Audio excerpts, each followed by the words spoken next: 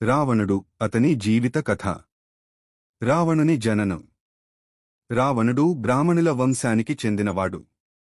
అతని తండ్రి విశ్రవ మహర్షి, ఒక మహా ఋషి. తల్లి కైకసి, దైత్య వంశానికి చెందినది. రావణుని అసలు పేరు దశగ్రీవుడు. అతనికి 10 తలలు 20 చేతులు ఉన్నాయని చెబుతారు. అన్న కుంభకర్ణుడు. తమ్ముడు విభీషణుడు. అక్క శూర్పణఖ. రావణుడు బాల్యంలోనే మహా తపస్సు చేసి బ్రహ్మదేవుని నుండి శక్తివంతమైన వరాలను పొందాడు. అతను చాలా కాలం తపస్సు చేస్తూ తన శరీరాన్ని అగ్నికి అర్పించేందుకు సిద్ధమయ్యాడు.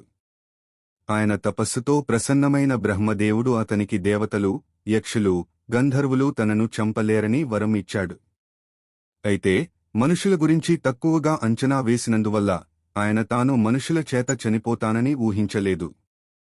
రావణుని రాజ్యం లంక నగరం. రావణుడు లంక రాజ్యాన్ని స్వాధీనం చేసుకోవడానికి మొదట కుంభకర్ణుడు, విభీషణుడు మరియు మిగిలిన సహోదరులతో కలిసి పోరాడాడు.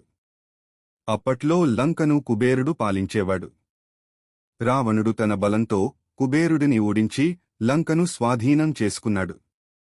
లంక తీరుపై ఓ పెద్ద నగరాన్ని నిర్మించి అద్భుతమైన భవనాలు, బంగారు కోటలు ఉండేలా చేశాడు. అందుకే లంకను సోనలంక, బంగారు లంక అని కూడా పిలుస్తారు. రావణుడు శివభక్తుడు. అతను శివునికి సేవ చేసి చంద్రహాసం అనే మహాఖడ్గాన్ని పొందాడు. అతనికి బ్రహ్మాస్త్రం, వైష్ణవాస్త్రం, శివధనుస్సు వంటి గొప్ప ఆయుధాలు ఉన్నాయి. సంగీత విద్వాంసుడైన రావణుడు వీణాను అద్భుతంగా వాయించేవాడు. అందుకే అతనిని రావణ వీణావాదకుడు అని కూడా అంటారు. అతను వేదాలు, శాస్త్రాలు, ఆయుర్వేదం, ఖగోళశాస్త్రం వంటి ఎన్నో విషయాల్లో పండితుడు. రావణుడి అహంకారం. అతనికి తపస్సు, భక్తి ఉన్నా ఆత్మగర్వం కూడా ఎక్కువైంది.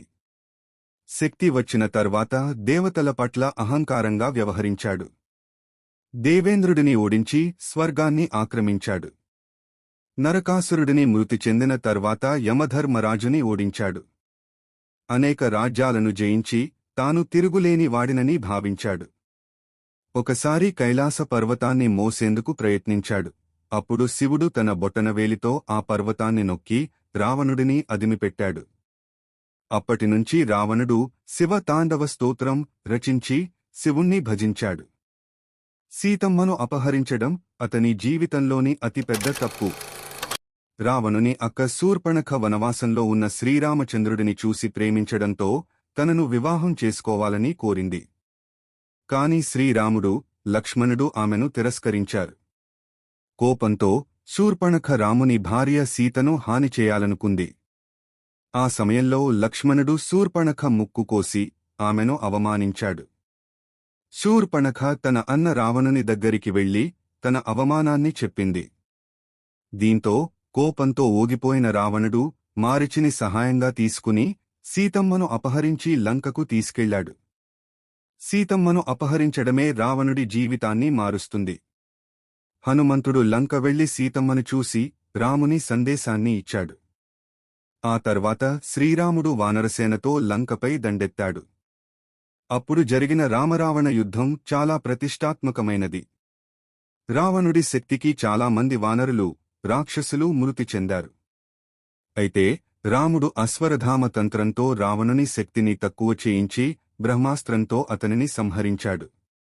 రావణుడు మరణించే ముందు శ్రీరాముడు, నువ్వు మహాజ్ఞాని, నీ విద్యను నాకు బోధించు అని కోరాడు. మరణించే ముందు రావణుడు రామునికి కొన్ని ధర్మ సూత్రాలను బోధించాడు. అహంకారం ఎంత ఉన్నా చివరకు అది మనకు నాశనమే కలిగిస్తుంది. రావణుడి విషయాన్ని తెలుసుకున్నాడు. రావణుడు మహాజ్ఞాని, శక్తిమంతుడు, శివభక్తి పరాయణుడు, సంగీతంలో ప్రావీణ్యం కలిగినవాడు, రాజధర్మాన్ని బాగా తెలుసుకున్నవాడు. అయితే అహంకారం, కామం, అధికారం కోసం పోరాడే స్వభావం రావణుని నాశనం చేసింది. రావణుడు గొప్పవాడే, కాని అతని లోపాలే అతన్ని నాశనం చేశాయి. రావణుని కథలో మనం నేర్చుకోవాల్సిన విషయాలు. అహంకారం మన జీవితాన్ని నాశనం చేస్తుంది. ధర్మాన్ని పాటించకపోతే ఎంత బలమైన వాడైనా నాశనమే. సమయం వచ్చినప్పుడు వినయం మరియు తెలివితేటలు ఉపయోగించాలి. బలానికి తోడు మంచి స్వభావం ఉంటేనే అసలు విజయానికి అర్హత. ఇదే రావణుని జీవితగాథ.